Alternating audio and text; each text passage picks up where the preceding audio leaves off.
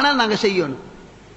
நான் வாரத்துக்கு 3 மணி 2 மணி சொன்னாலும் வீட்டுக்குள்ள எல்லாரும் முடிச்சு கொண்டு தான் இருப்பாங்க. அது இயற்கை. அதை மாத்தணும். பொதுவாக என்ன எங்கட முஸ்லிம்களுக்குள்ள நடந்த பெரிய ஒரு இழப்பு, பெரிய ஒரு அநியாயம் என்ன தெரியுமா? இரவு நேர கண் விழிப்பானது ஒரு மனிதன் உடம்பு அப்படியே சோர்வடைய செய்யும். அவன் உடம்புக்குள்ள ஹக்கு ஐன் கண்ணுக்குள்ள உரிமை இருக்கு. அந்த ஹக்கு ஒரு மனிதன் கொடுக்கணும். 6 மணித்தியால படுக்கணுமா? படுக்கத்தான் வேணும். அந்த தூக்கத்துக்கு ஈக்குவலா இரவையில் படுக்கின்ற தூக்கத்துக்கு ஈக்குவலா எதுவுமே இல்லை. விஞ்ஞானம் சொல்லு ஒரு ஹோமோன் சுரக்குது. அது எப்ப சுரக்கு தெரியுமா? கும்மிருட்டுல தான் அந்த ஹோமோன் சுரக்குது. கும்மிருட்டு அந்த வீட்டுக்கு அப்படி நல்ல நைட்டா இருக்கு, அந்த இருட்டுக்குள்ளதான் அந்த ஹோமோன் சுரக்குது. நோய்களுக்குரிய தீர்வாக அந்த ஹோமோன் அமைது. தூக்கத்துல சுரக்கும். ஆழமாக தூங்குகின்ற அந்த நேரத்தில் தான் அந்த ஹோமோன் சுரப்பதாக விஞ்ஞான ஆய்வுகள் சொல்லி தரது நான் பார்க்கிறோம். அதே நேரம் என்ன தெரியுமா? நோய்களை நாங்க தேடிக்கொள்றோம் சொன்னேனே, அதுல இன்னொன்று முக்கியமான தெரியுமா? உணவு பழக்கம். முஸ்லிம்களோட உணவு பழக்கம். இந்த உணவு பழக்கம் எப்படி? ரசூலுல்லாஹ் சொல்றாங்க, மாமல ஆதமி வஆன் ஷர்ரம் மின் பத்னி.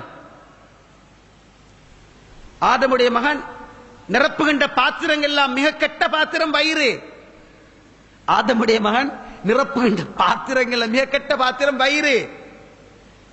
ரசூலுல்லாஹ் சொல்றாங்க, உனக்கு அப்படியே நீ அதாவது அக்லாத் யுக்மின சுல்பா, சில புடிகள் சில கவளங்கள் உன் முள்ளந்தண்டை நிமிர்த்தி வைப்பதற்கு போதுமானது. சாப்பாட்டுக்கு பிறகு சாப்பாட்டுக்கு முந்தியா பிந்தியான்னு கேட்ட என்ன கேமட்ட பெறத்தை காமட்ட பசுதே எடுத்து, அதாவது என்ன அந்த அக்கலாத் அந்த சின்ன சின்ன வஜபாத் என்ன சின்ன, அதாவது கொஞ்சமா தின்னுங்க சாப்பாட்டுக்கு முந்தியா சாப்பாட்டு பிந்தியாட்டு கேட்கிற அளவுக்கு தான் முஸ்லிம்களோட சாப்பாட்டு பழக்கம் இருக்கு. நோம்பண்டு வந்தா இந்த முஸ்லிம் சமூகம் பற்ற பாடு, முஸ்லிம் சமூகம் பற்ற பாடு, சஹர் சாப்பாடு வேற, முன்னேற சாப்பாடு வேற, நோம்பு திறக்கண்டு வேற. லா ஹவ்ல வலா குவத்த இல்லா பில்லாஹ். இந்த நோம்பு ஒரு வித்தியாசமான நோம்பாக நோம்பு நேரத்தில் முஸ்லிம்களோட சாப்பாட்டு பழக்கம் இருக்கிறத பார்க்கிறோம். அதனாலதான் முஸ்லிம்கள்ல நிறைய சீனி நோயாளிகள், நிறைய பெஷர், நிறைய ஹார்ட்டோட சம்பந்தப்பட்ட, நிறைய சுகரோட சம்பந்தப்பட்ட நிறைய நோய்களுக்கு காரணம் எங்களுடைய உணவு பழக்கங்க. ரசூலுல்லாஹ் சொல்றாங்க, லா மஹாலா, உங்களுக்கு அப்படியே தின்னணும் குடிக்கணுமா இருந்தால் 3ல் 1 சாப்பாட்டுக்கு, 3ல் 1 குடிக்கிறதுக்கு, 3ல் 1 சுவாசிக்கிறதுக்கு. இந்த மட்டோட நிப்பட்டிக்கோ. உணவனி சாதாரண வச்சு பாரு, உன் உடம்பு நல்லா இருக்கும் நபி ஸல்லல்லாஹு அலைஹி வஸல்லம் சொல்றாங்க. அடுத்தது என்ன தெரியுமா? நீர் குடிக்கிறது. ரசூலுல்லாஹ் எப்படி சொல்றாங்க? இதா சரிபஹதுக்கும் பலாயத்தரஃபஸ்ஃபில்லினா, உங்கள் யாரேனும் குடித்தால் பாத்திரத்திற்கு மூச்சு விட வேண்டாம், பிளேன்ட்டியை ஊத்தி கொண்டு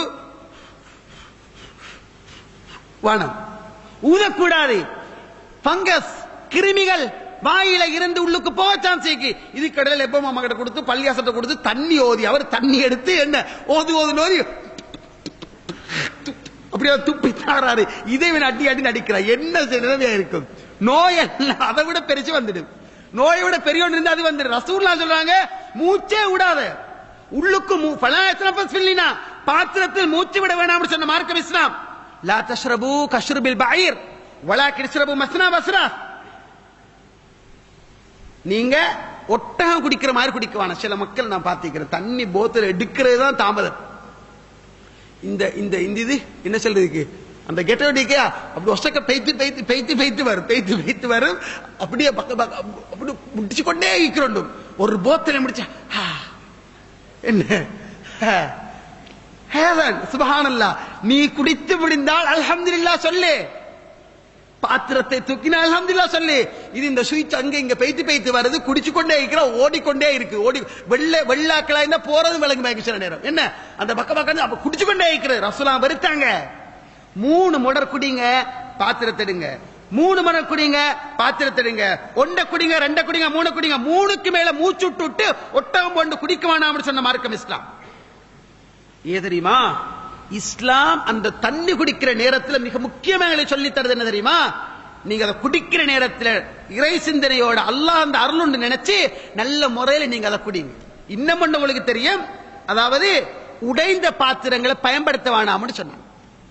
நிறைய வீடுகள்ல பாத்திரங்கள் உடைஞ்சு வைத்திருக்கும், தண்ணி கேட்ட கொண்டாந்து கொடுக்கிறோம் என்ன எப்படி குடிப்பாரு, அங்கதான் பங்கசீக்கு. அந்த இதுல அந்த உடைஞ்சு போன அந்த பாத்திரத்துல அந்த அலுமினியம் ஒரு ஜக்குன்னு வைங்க, உடைஞ்சிருந்தா ஓரமாக்கிடுங்க. இதால வர விளைவு என்ன? நோய். அதுல கிருமிகள் இருக்குது, கிருமிகள் தாவுது, அந்த கிருமிகள் பயங்கரமான தாக்கத்தை ஏற்படுத்து. ரசூலுல்லாஹ் சொல்றாங்க, உடைந்த பாத்திரத்தில் குடிக்க வேண்டாம். இன்ஃபெக்ஷன் தாக்குவதற்கு, கிருமி தாக்கங்கள் ஏற்படுவதற்கு மிக முக்கியமான ஒன்றாக பாத்திரங்களை, அதாவது உடைந்த பாத்திரங்களை பாவிக்கிறது இருக்குது. ரசூலுல்லாஹ் இப்படி சொன்னாங்க, பாத்திரங்களை மூடி வைங்க, மூடுறதுக்கு ஒன்றுமே இல்லைன்னு சொன்னா ஒரு குச்சியை சரி வச்சிடுங்க. இரவையில மூட போறீங்க, ஒன்றுமே இல்லையா, குச்சியை சரி வச்சு பிஸ்மில்லான்னு குச்சியை வைங்க. குச்சியால மூடேலா? ஏ சொல்றாங்க, குச்சியை வச்சு சரி மூடுன்னு சொன்னால் எந்த ஒன்றையும் திறந்து வைக்காதங்க அர்த்தம். தண்ணி பக்கெட் நிறைச்சு வைக்காதங்க, மூடி விட்டு கவுத்தி விட்டு மூடி வைங்க. ரசூலுல்லாஹ் சொன்னாங்க, வருடத்தில் ஒரு நாள் நோய்கள் இறங்குது, இறக்கப்படுது. அப்ப நோய்கள் எல்லாம் இறக்குறான், நோய்கள் இறங்குது, இறக்கப்படுது. திறந்து வைத்திருக்கிற பாத்திரங்கள்ல வந்து நுழைஞ்சிடும், மூடி போட்டுடுங்க. பிஸ்மில் சொல்லி கதவை மூடுங்க, விளக்குகளை அணைங்க, நெருப்புகள் நூத்திடுங்க, எலிகளை இழுத்துக்கொண்டு வைத்து வீடுகளை பத்த வச்சிடும். எவ்வளவு அழகான மார்க்கம் இஸ்லாம். நோய்கள் என்றது வந்து எங்கட சைடால தான் உருவாகுது. பாருங்க, உங்களுக்கு தெரியும், இந்த நோய்கள் வந்து ரெண்டு வகைப்படுது.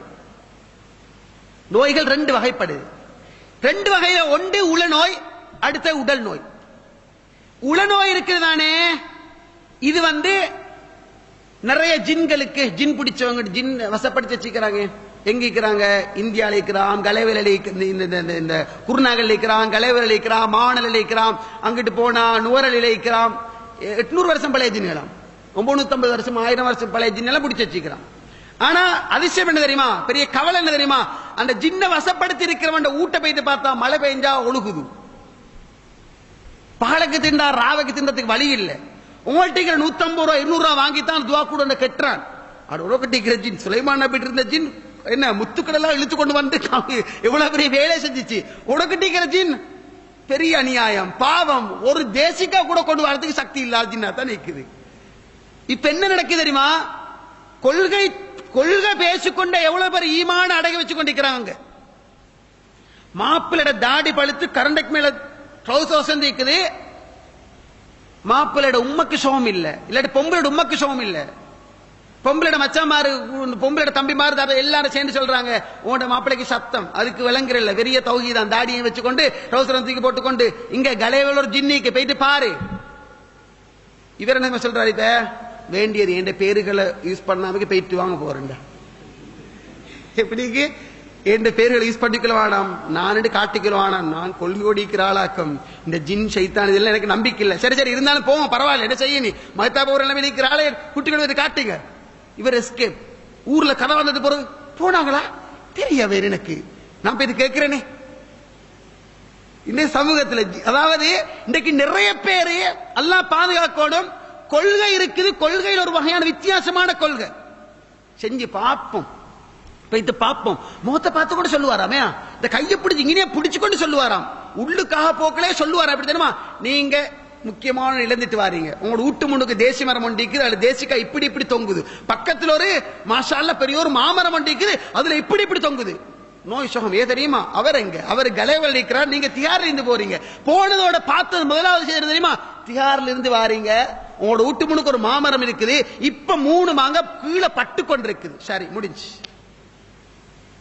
இதுல நிறைய டெக்னிக்கல் இருக்கிற, அது வேற பக்கம்.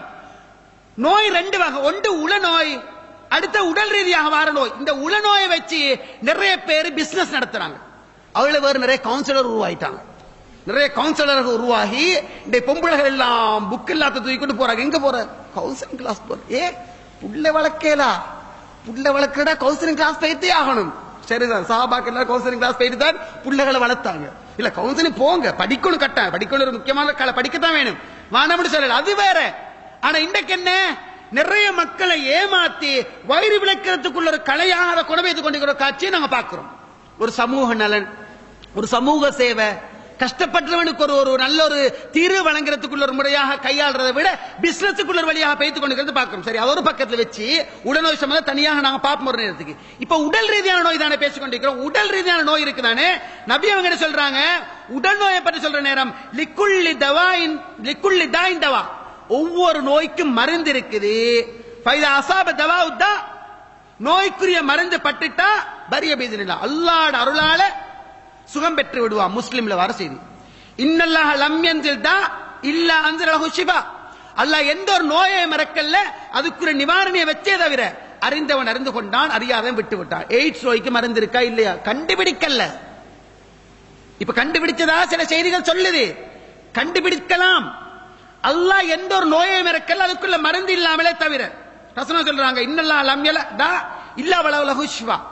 எந்த ஒரு நோயை வச்சாலும் அதுக்கு நிவாரணியை வச்சே இருக்கிறான். இன்றைக்கு சமூகத்தில் பெரிய ஒரு தனியாம என்ன தெரியுமா?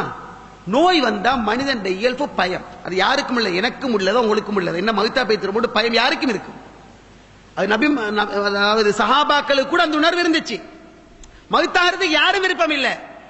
இங்க பெரிய ஒரு அநியாயம் என்ன தெரியுமா? இந்த நோய் பார்க்க போறவங்க இருக்கிறாங்க, இவங்களுக்கு முதலாவது கவுன்சிலிங் கொண்டு செய்யணும். ஒரு நோயாளி கிட்ட போய் தானே சொல்லணும், மாஷா அல்லாஹ் போன கிழமை வந்ததை விட இந்த உடம்பும் கொஞ்சம் வித்தியாசமாயிருக்கு, நல்லா இருக்குது மாஷா அல்லாஹ், சுகமாயிக்கிறீங்கன்னு தானே சொல்லணும். லாபாசு தஹூரு இன்ஷா அல்லாஹ். ஒன்றும் இல்லாட்டி வாயை பச்சுக்கிட்டு சலாமத்தை பார்த்துட்டு டீயை குடிச்சுட்டா குத்தி குடிச்சிட்டு வந்துடுவோம். அங்க போய் தெரிஞ்ச சொல்ற உங்களுக்கு சிக்கன் குன்யாவா? சரி நல்ல. இங்க ஒருத்தர் சொல்லணும் மதான் போன கிழமை மைத்தா போட அவருக்கு சிக்கன் குன்யாவையா?